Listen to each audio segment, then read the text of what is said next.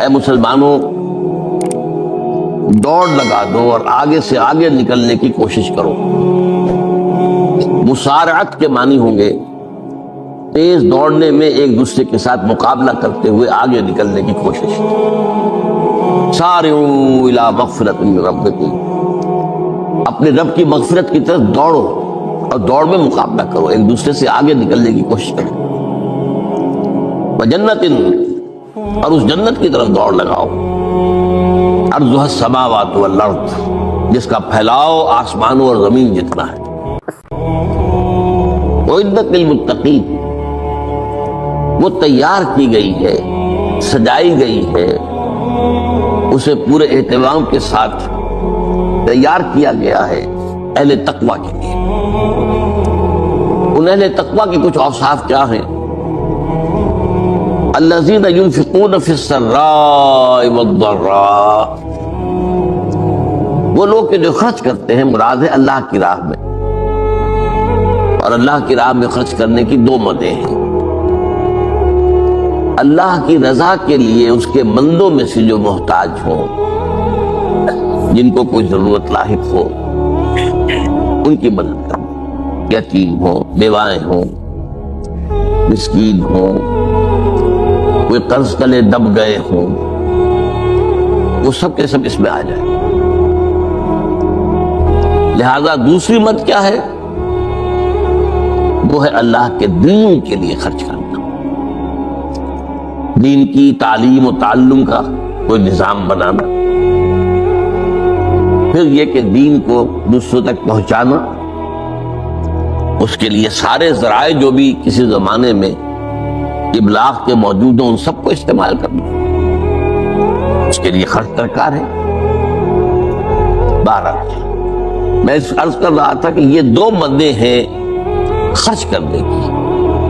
الذین ينفقون فی السراء والضراء، مسرت کی حالت میں آدمی کے پاس کافی ہے، غنی ہے، تب خرچ کر رہا ہے تو ظاہر بات ہے اس حالت میں طبیعت پر اتنا بوجھ نہیں ہوتا خرچ کرنے میں، لیکن خود تنگی محسوس کر رہا ہو پھر خرچ کرے، یہ گویا کہ اس سے اگلا ایک قدم ہے، ضراء ہے، تکلیف کے اندر بھی ہو تو خرچ کرے۔ والکاظمین الغیظ، اور وہ لوگ جو اپنے غصے کو پی جانے والے ہیں۔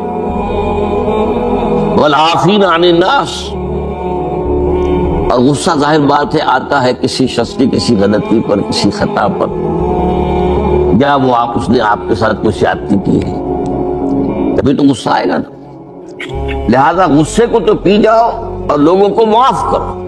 والعافین عن الناس، یہ دو کام در حقیقت ایک ہی کام کے دو رخ ہیں، کہ غصہ آیا ہے تو اسے پی جاؤ، اور جس شخص نے بھی تم پر زیادتی کی ہے، تمہارے خیال میں زیادتی کی ہے، ہو سکتا ہے وہ اپنی جگہ پر صحیح ہو، لیکن یہ کہ بہرحال تمہیں غصہ آیا ہے، اس غصے کو پی جاؤ اور اسے معاف کرو۔ واللہ یحب المحسنین، اور ظاہر بات ہے کہ اللہ تعالیٰ کو تو ایسے محسنین ہی پسند ہے۔ اب یہاں بھی نوٹ کر لیجئے وہی درجہ احسان جو ہم پڑھ چکے ہیں بڑی تفصیل سے، حدیث جبرائیل کے حوالے سے گفتگو شروع ہوئی تھی، بعد میں پھر بھی مختلف مواقع پر گفتگو آتی رہی ہے، اور اگلی حدیث میں پھر آ رہی ہے۔ احسان کسے کہتے ہیں؟ اللہ تعالیٰ کو ایسے محسن جو اپنے اس دین کو خوبصورت بنا لے، دین ان کا جو ہے اور دینی زندگی ان کی جو ہے وہ دل کو لبھانے والی ہو، وہ لوگوں کو پسند آنے والی ہو، بلکہ یہ کہ اس کے اندر جو ہے وہ حسن جو ہے دل آویزی پیدا ہو جائے۔ تو اس آیت کے حوالے سے میں آج پھر حدیث آپ کو سنا رہا ہوں۔ اس کے راوی حضرت ابو ہریرہ ہے رضی اللہ تعالی عنہ، انہوں نے ذکر کیا ہے، اور اس کی روایت بھی ہے امام بخاری نے کی ہے رحمہ اللہ، ان رجلا قال للنبی صلی اللہ علیہ وسلم، ایک شخص نے حضور صلی اللہ علیہ وسلم سے عرض کیا، اوصنی، حضور مجھے کچھ وصیت فرمائیے۔ اوصا یوسی ایسان، وصیت کرنا، وصا یوسی توصیتن، اس کے معنی وہی ہے۔ وصا یوسی کے معنی ہو جائیں گے تدریجاً، مسلسل نصیحت کرتے رہنا، نصیحت کرتے رہنا۔ اور ایک ہے ایک مرتبہ آپ نے ایک بات کہہ دی، اوصی نہیں، مجھے وصیت فرمائیے، مجھے نصیحت فرمائیے۔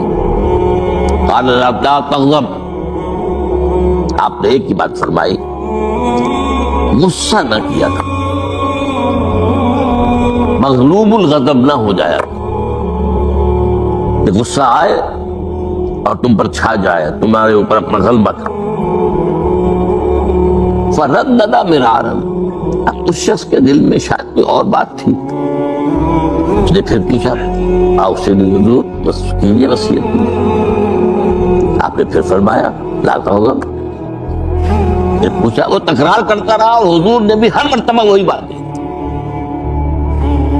اب اس سے اندازہ ہو جاتا ہے کہ یہ اس بات کتنی اہم ہے۔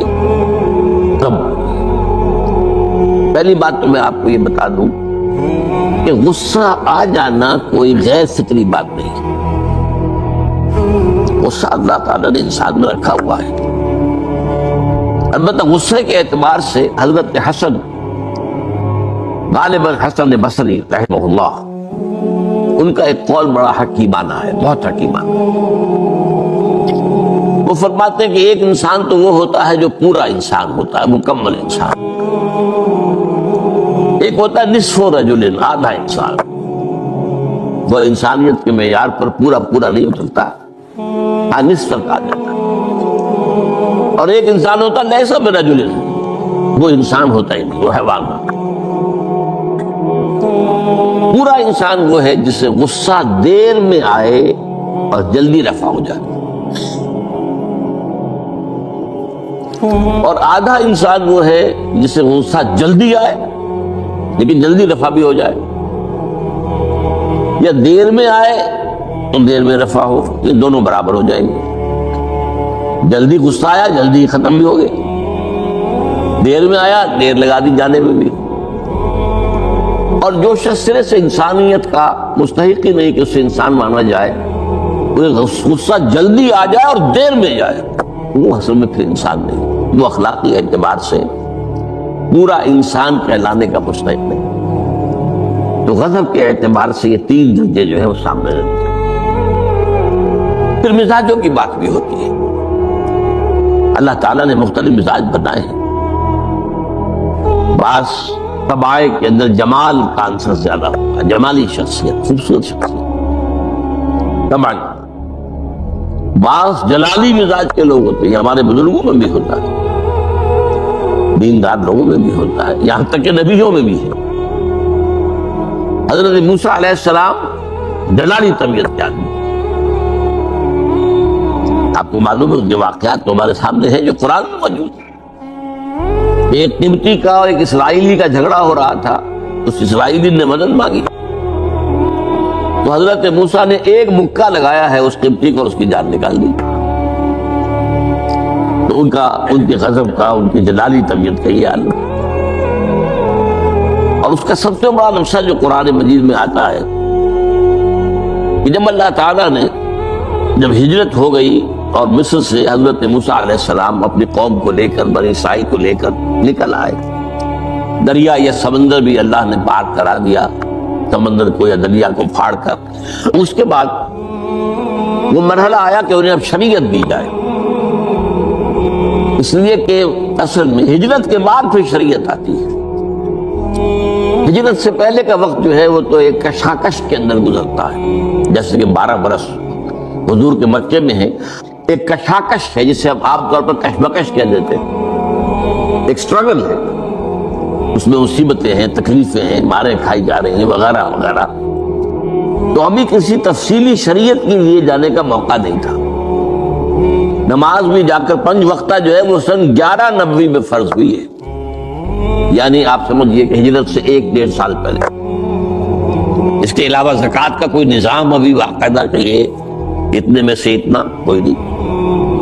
ہاں عام طور پر لفظ زکوٰۃ کا استعمال ہوا ہے، اپنے مال کو پاک کرو، پاک کرتے رہا کرو، مال میں سے صدقہ خیرات نکالتے رہا کرو، اس سے وہ مال پاک ہو جاتا ہے۔ تو اسی طریقے سے جو ہجرت آئی حضور پر، جو ہجرت کے بعد شریعت نازل ہوئی مدینہ منورہ میں، اور دورہ ترجمہ قرآن میں یہ بات واضح میں کر دیا کرتا ہوں کہ اس شریعت کا بلو پرنٹ جو ہے یہ لفظ آپ میں سے بہت سے حضرات جانتے ہوں گے، کوئی عمارت بنانی ہو تو اس کا جو نقشہ بنتا ہے پہلا وہ ایک نیلے کاغذ پر بنتا ہے، بلو پرنٹ۔ تو بلو پرنٹ جو ہے اس شریعت محمدی علی صاحب الصلاۃ والسلام کا وہ سورہ بقرہ میں تیار ہوتا ہے۔ پھر اس میں جو تفاصیل کے اور پورے جو خد و خال آئے ہیں وہ پھر سورہ نساء اور سورہ مائدہ اس کی تکمیل کی شروع۔ بہرحال جب حضرت موسیٰ کو ہم اللہ تعالیٰ نے طلب کیا 40 دن کے لیے کوہ طور پر، اس کو ہم چلہ بھی کہہ سکتے ہیں، 40 روز کی اللہ تعالیٰ نے ان سے ریاضت کروائی، مشقت، روزہ اور یہ کہ عبادت اور ذکر الہی۔ اس کے بعد انہیں اللہ نے تورات عطا فرما دی۔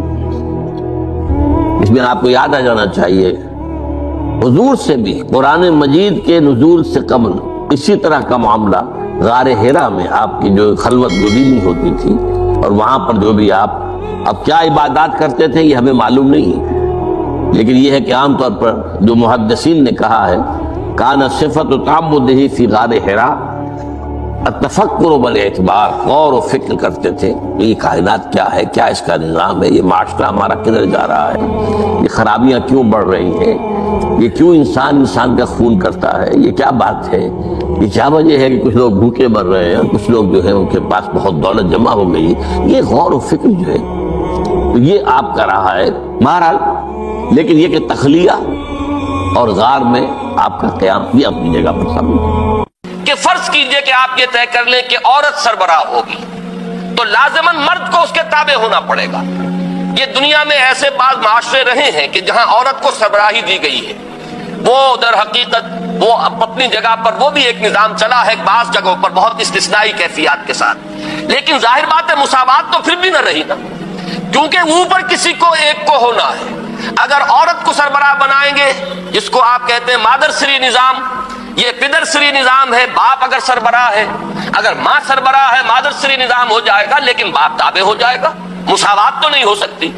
اور اگر پدر سری نظام ہے تو باپ جو ہے وہ بالا تر ہے، وہ ہیڈ آف دی فیملی ہوگا، عورت اس کے تابع ہوگی۔ یہ ممکن نہیں ہے کہ اس سطح پر مساوات کو اختیار کیا جا سکے، یہ ناممکن العمل ہے، یا مرد کو سربراہی دیجیے یا عورت کو سربراہی دیجیے۔ اور قرآن مجید نے بالکل واضح الفاظ میں یہ سربراہی جو ہے وہ مرد کو عطا کی۔ چنانچہ میں نے جو آیات آپ کو پڑھ کر سنائی تھی ان میں سے ایک آیت تو سورہ بقرہ کی ہے کہ جو تمہید کا درجہ رکھتی ہے۔ ظاہر بات ہے کہ آج جو چیز انسانوں کے اندر اس درجے ایک فلسفے کی شکل اختیار کر کے آ گئی ہے، اس کے کوئی نہ کوئی جراثیم اس زمانے میں بھی ہوں گے، اور عورتوں کے اندر وہ جو ایمینسیپیشن یا ان کی آزادی کا ایک جذبہ ہے اس وقت بھی کچھ نہ کچھ وہ چاہے بہت ہی دبا ہوا ہو لیکن موجود ہوگا۔ لہذا قرآن مجید نے جس طریقے سے کہ ہر میدان میں جو قانون اور جو شرعی ہدایات دی ہیں ان میں ایک تدریج ہم دیکھتے ہیں کہ پہلے میدان ہموار کیا گیا، جیسے شراب کے بارے میں پہلے صرف یہ کہہ دیا گیا کہ اس میں کچھ نفع کی بات بھی ہے لیکن نقصان بھی ہے، وَإِسْمُهُمَا أَكْبَرُ مِن نَفْعِهِمَا، اس کا گناہ کا پہلو جو ہے وہ نفع کے پہلو سے بڑھ کر ہے، بس یہ کہہ کر سورہ بقرہ میں چھوڑ دیا گیا۔ اس سے آگے چل کر ذرا فرمایا گیا کہ تم نماز کے قریب مت جایا کرو جبکہ تم نشے کی حالت میں ہو۔ اس سے اب اندازہ ہو رہا تھا سب کو کہ یہ رخ کدھر جا رہا ہے، اور بہت سے حضرات نے تو پہلی آیت ہی نازل ہوئی تو شراب نوشی جو ہے وہ ترک کر دی اور تائب ہو گئے، بہت سے حضرات دوسری آیت پر سمجھ گئے کہ یہ فیصلہ کن معاملہ آنے والا ہے۔ جب تیسری مرتبہ حکم آیا جو سورہ مائدہ میں ہے فَاجْتَنِبُوهُ، اب باز آتے ہو کہ نہیں آتے، فَهَلْ أَنْتُمْ مُنْتَهُونَ، اب باز آتے ہو کہ نہیں، تو گویا کہ وہ آخری حکم آ گیا، اس میں تدریج ہے۔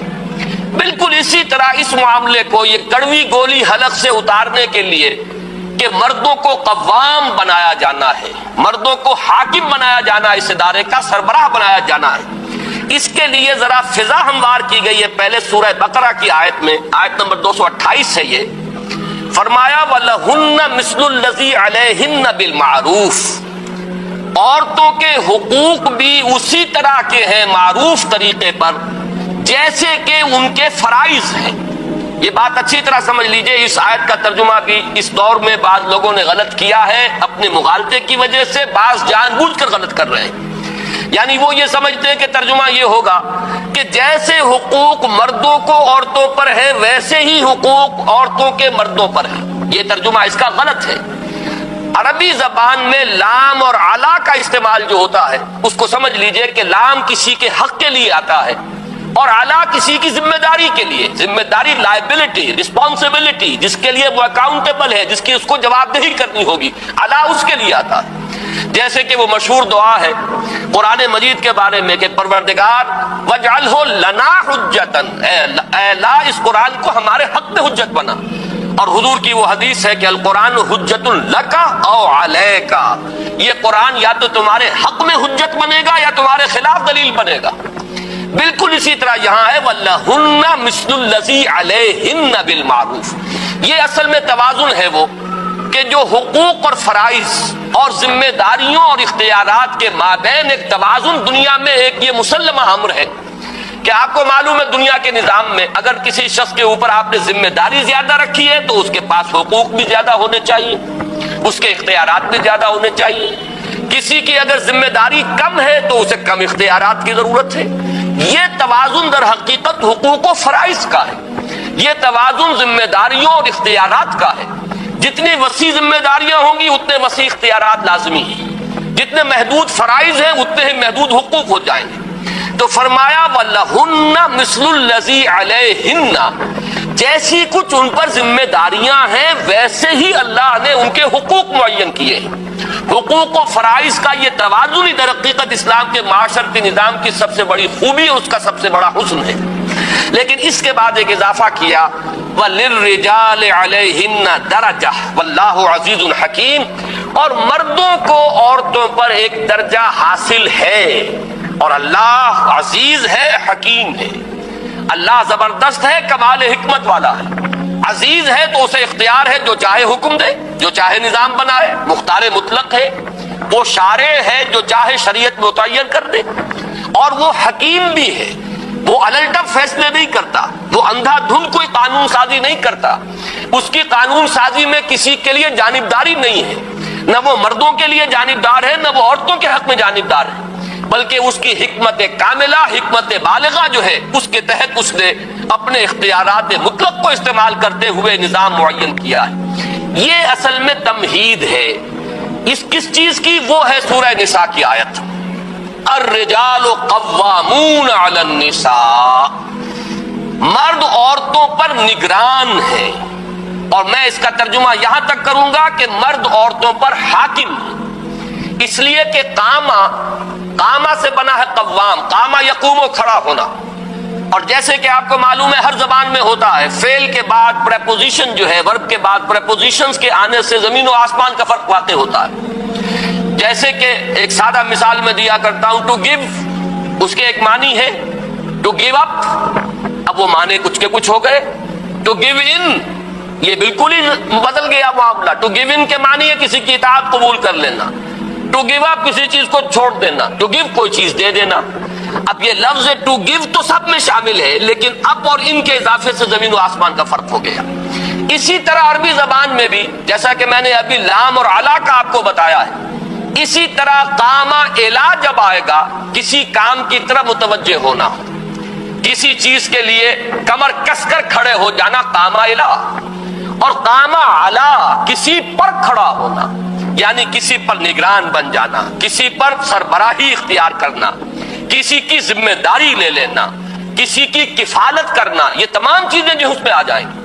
تو الرجال قوامون علی النساء، مرد جو ہے وہ عورتوں پر حاکم ہیں، ان کے نگران ہیں، ان کے کفیل ہیں، ان کے ذمہ دار ہیں. یہ تمام جو تصورات ہیں اس لفظ کے اندر اس علا کے اضافے کی وجہ سے یہ اس کے اندر موجود ہو گئے. بما فضل اللہ بعضهم علی بعض. اب یہ قوامیت جو مرد کو دی گئی کس بنیاد پر دی گئی؟ قرآن نے خود اس کو واضح کیا. دو باتیں ہیں. نمبر ایک، بسبب اس فضیلت کے جو اللہ نے بعض کو بعض پر دی ہے. اب یہ بعض کو بعض پر دی ہے، یہ بھی در حقیقت ایک بہت ہی بلیغ پیرایا بیان ہے کہ عورتوں کی ذرا دل شکنی نہ ہو کہ وہ بات یوں کہی جاتی کہ چونکہ اللہ نے مردوں کو فضیلت دی ہے عورتوں پر. وہ بات آ چکی تھی وَلِلرِّجَالِ عَلَيْهِنَّ دَرَجَةٌ، یہ سورہ بقرہ کی آیت میں بات آ چکی. مردوں کو عورتوں پر ایک درجہ فضیلت کا حاصل ہے، لیکن یہ کہ یہاں پھر بات کو مبہم انداز میں کہا گیا تاکہ اس بات کو انسانی ذہن جو ہے قبول کر لے. اللہ نے بعض کو بعض پر فضیلت دی ہے۔ اب یہ ایک ایسا یونیورسل ایک ٹروتھ ہے، بعض پیدائشی طور پر خوبصورت ہے، بعض بدصورت ہے، بعض کو اللہ نے اچھی صحت سے نوازا ابتدا سے، اور بعض کمزوری پیدا ہوتے ہیں، کمزوری رہتے ہیں، بعض کو ذہنی صلاحیتیں بہت بہتر دی ہوئی ہیں اور بعض کے پاس نہیں ہے، غبی ہے۔ یہ چیزیں وہ ہیں کہ جو فضیلتیں ہیں انسان کی تخلیقی بنیاد پر، جس میں انسان کا نہ کوئی کریڈٹ ہے نہ اس پر کوئی الزام جائے گا، اس لیے کہ جو اللہ نے بنا دیا جس طور سے بنا دیا، لیکن ظاہر بات ہے کہ ذہین کو غبی پر ایک فضیلت حاصل ہے، قوی کو ضعیف پر ایک فضیلت حاصل ہے۔ حضور نے فرمایا المؤمن القوی خیر من المؤمن الضعیف، مومن جو قوی ہو وہ ایک کمزور مومن کے درجے میں بہتر ہے، اس لیے کہ وہ اسلام کے لیے زیادہ محنت کرے گا، اللہ کے دین کی سربلندی کے لیے زیادہ محنت کر سکے گا، زیادہ قربانیاں دے سکے گا۔ تو اب لیکن یہ کہ اس میں کسی کا قصور نہیں ہے، اگر کوئی جسمانی اعتبار سے کمتر پیدا کیا گیا تو اس میں اس کے لیے کوئی ملامت کی بات نہیں ہے۔ البتہ فضیلت اپنی جگہ پر مسلم ہوگی، اس کو تسلیم کیے بغیر چارہ نہیں۔ تو اس طریقے سے جنرل الفاظ میں فرمایا گیا بما فضل اللہ بعضهم علی بعض، بس سبب اس فضیلت کے جو اللہ نے بعض کو بعض پر دی ہے۔ مراد کیا ہے؟ مردوں کو ایک فضیلت دی ہے، ان کو جسمانی طور پر زیادہ توانا بنایا ہے، ان میں قوت کار زیادہ رکھی ہے، ان کے اندر جو ہے جسمانی پہلو سے اللہ تعالیٰ نے زیادہ طاقت پیدا فرمائی ہے۔ مختلف چیزیں ہیں جس کی بنا پر کہ دائرہ کار جو ہے مختلف کر دیے گئے، فرائض مختلف کر دیے گئے۔ اور دوسری بات فرمائی وَبِمَا أَنفَقُوا مِنْ أَمْوَالِهِمْ، اور بسبب اس کے کہ وہ اپنے اموال میں سے خرچ کرتے ہیں، اس لیے کہ اسلام نے اولاً تو پورا جو معاشی ذمہ داری کا بوجھ ہے وہ مرد پر ڈالا ہے، عورت کے ذمہ نہیں ڈالا۔ استثنائی حالات استثنائی ہوتے ہیں، جیسے کہ آپ انگریزی میں کہتے ہیں exceptions prove the role, exception تو ایکسیپشنز ہی رہیں گی، وہ قانون کو نہیں بدلتی بلکہ وہ قانون کو اور موثق کر دیتی ہیں، مزید اس سے قانون ثابت ہو جاتا ہے۔ تو استثنائی حالات اور ہیں، اگر کوئی بیوہ ہے بیچاری اور اس کے چھوٹے بچے ہیں، وہ دوسری شادی بھی نہیں کرنا چاہتی اپنے ان بچوں کی وجہ سے، اور وہ کوئی محنت مزدوری کر رہی ہے، وہ گھر میں بیٹھ کر کپڑے سی رہی ہے یا کوئی بچوں کو پڑھا کر اپنا پیٹ پال رہی ہے، اپنے بچوں کی پرورش کا سامان کر رہی ہے، تو بہت بڑی نیکی کما رہی ہے۔ لیکن یہ ہے کہ بہرحال ذمہ داری مرد کی ہے اصلاً کہ وہ گھر کا پورا خرچ جو ہے اس کو برداشت کرے۔ اسی کو سمجھیے کہ بطور علامت یہ مہر جو ہمارے ہاں ہے، یہ مہر کیوں ہے جس پر کہ اتنا زور ہے پورے سورہ بقرہ میں اور سورہ نساء میں، جہاں بھی کہیں خواتین کا معاملہ آیا ہے اس میں آپ کو وہ وَآتُوا النِّسَاءَ صَدُقَاتِهِنَّ نِحْلَةً، یہ مہر جو ہے ان کو خوش دلی کے ساتھ ادا کیا کرو۔ اس کا مطلب کیا ہے؟ ظاہر بات ہے کہ مہر عورت کی قیمت نہیں ہے، معاذ اللہ، عورت کوئی فروختنی شے نہیں ہے کہ مہر کے عوض آپ نے اسے خرید لیا۔ یہ صرف ایک سمبل ہے، ایک علامت ہے اس بات کی کہ مرد طالب ہے، عورت مطلوب ہے۔ اس کے لیے علامت کے طور پر یہ چیز رکھ دی گئی ہے کہ کچھ نہ کچھ اپنا مال وہ خرچ کرتا ہے، اور یہ در حقیقت ایک علامت بن گئی ہے اس کے طالب ہونے کی۔ اور حالانکہ ویسے اگر دیکھا جائے تو سیدھی بات ہے، جیسے مرد کو عورت کی ضرورت ہے، عورت کو بھی مرد کی ضرورت ہے۔ ایک پہیے پر گاڑی نہیں چل سکتی، نہ صرف مرد کے پہیے پر انسانی تمدن کی گاڑی چل سکتی ہے، نہ عورت کے پہیے پر گاڑی چل سکتی ہے۔ یہ دونوں ہی پہیے ہوں گے تو گاڑی آگے بڑھے گی، اور جس طریقے سے مرد کو عورت کی ضرورت ہے اسی طرح عورت بھی مرد کی محتاج ہے۔ لیکن مہر مرد دیتا ہے تاکہ معلوم ہو کہ یہ ایک اسلام کا ایک رخ ہے کہ جس سے کہ اس نے پورے فلسفے کو واضح کر دیا۔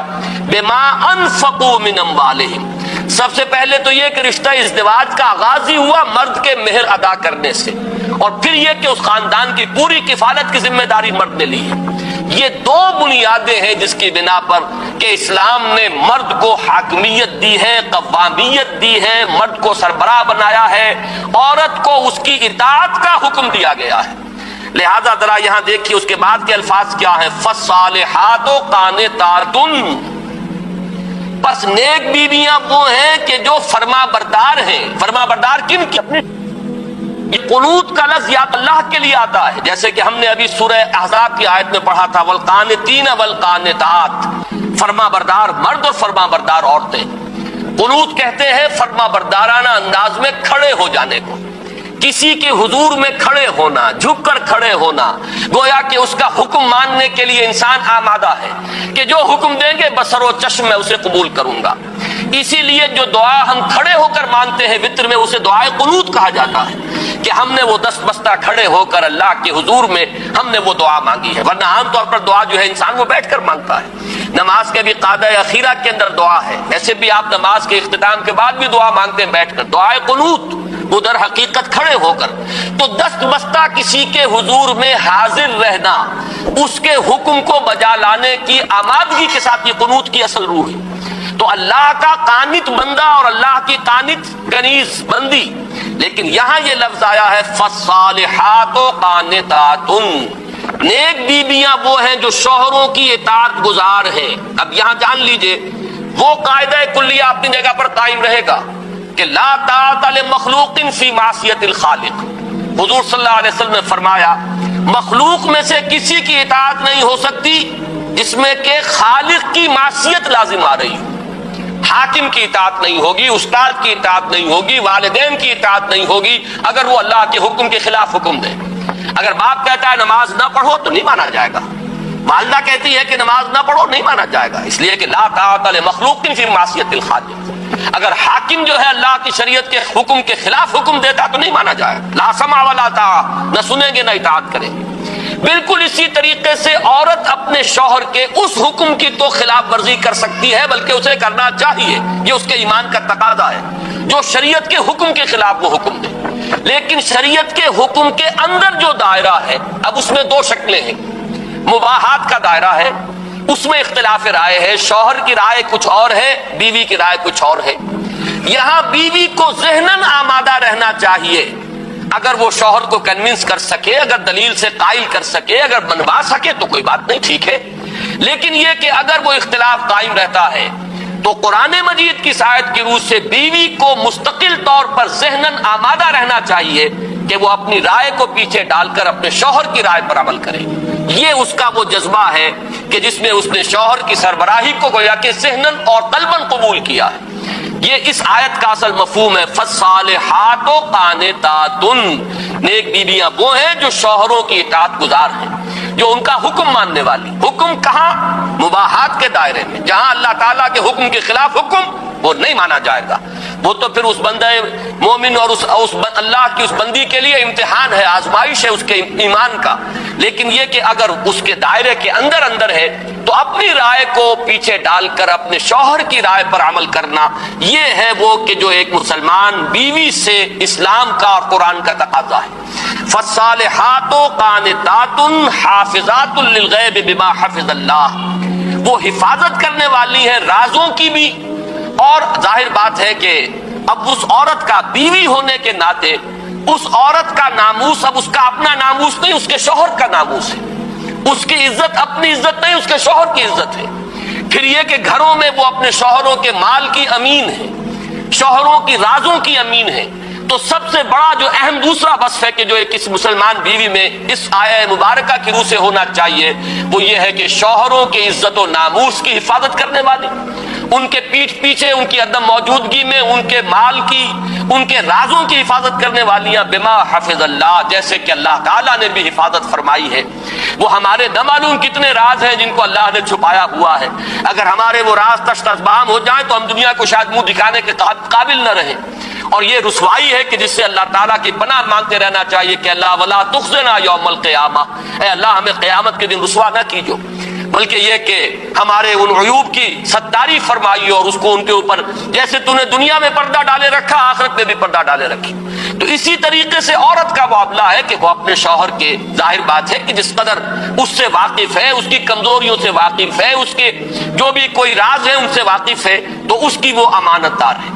یہ ہے وہ آیہ مبارکہ کہ جس میں یہ جو انتظامی اور قانونی سطح ہے اس پر اسلام نے ہرگز مساوات نہیں رکھی، بلکہ اس قانونی سطح پر آ کر ایک ادارے کے نظم کو برقرار رکھنے کے لیے مرد کو حاکم اور قوام کی حیثیت دی ہے، اور اس پر معاشی کفالت کا بوجھ ڈالا ہے، اور عورت کے ذمہ یہ لگایا ہے کہ وہ اپنے شوہر کی تابع داری کرے، اس کی فرما برداری کرے، اور اس کی عزت و ناموس اور اس کے مال اور اس کے رازوں کی حفاظت کرے۔ اس کے ضمن میں جو ایک نقطہ میں واضح کرنا چاہتا ہوں، وقت بہت کم رہ گیا ہے، وہ یہ ہے کہ یہ معاملہ بھی اصل میں بعض لوگوں کے سامنے اس طرح آیا ہے کہ صرف اس کا ایک رخ سامنے آتا ہے۔ اس کا دوسرا رخ یہ ہے کہ اسلام نے کمپنسیٹ کیا ہے عورت کو، جہاں اس پہلو سے قانونی درجے میں اسے کم تر رکھا ہے، وہاں بعض دوسرے پہلوؤں سے اس کی اس کمی کی تلافی کی ہے، اس کسر کا جبر کیا ہے اسلام نے۔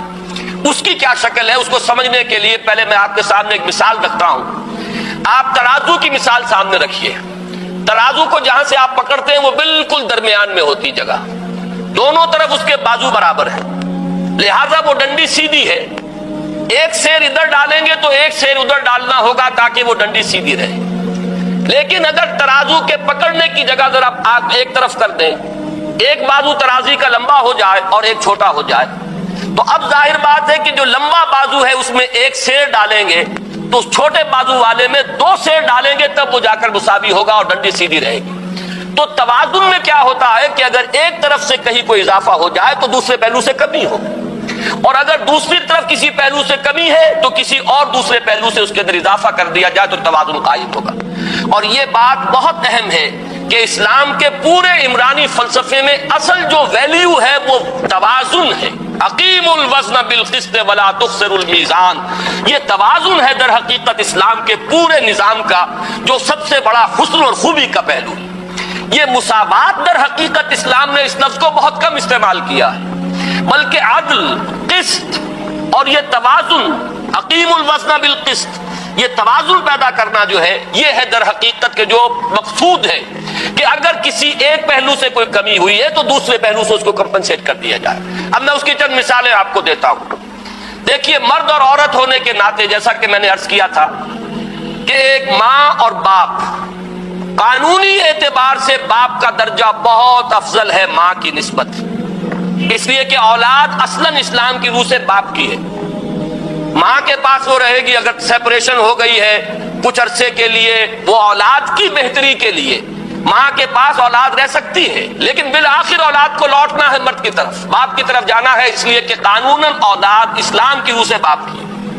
لیکن اب اس کسر کا جبر کس طور سے کیا، باپ اس کا اندازہ کیجئے کس قدر خوبصورتی کے ساتھ، کہ جو درجہ اخلاقی اعتبار سے ماں کا ہے باپ کا اس کا عشر عشیر نہیں، اس لیے کہ جنت جو ہے وہ ماں کے قدموں تلے بتائی گئی ہے، باپ کے قدموں تلے نہیں بتائی گئی۔ جب حضور سے سوال کیا گیا، ایک صحابی نے پوچھا کہ میں کس کے ساتھ حسن سلوک کروں، میرے حسن سلوک کا اولین مستحق کون ہے؟ فرمایا تمہاری والدہ۔ دوسری مرتبہ پھر سوال کرتے ان کے بعد کون؟ پھر فرمایا تمہاری والدہ۔ تیسری مرتبہ سوال کیا پھر کون؟ پھر فرمایا تمہاری والدہ۔ جب چوتھی مرتبہ سوال کیا ہے کہ ان کے بعد کون، تو فرمایا کہ تمہارے والد۔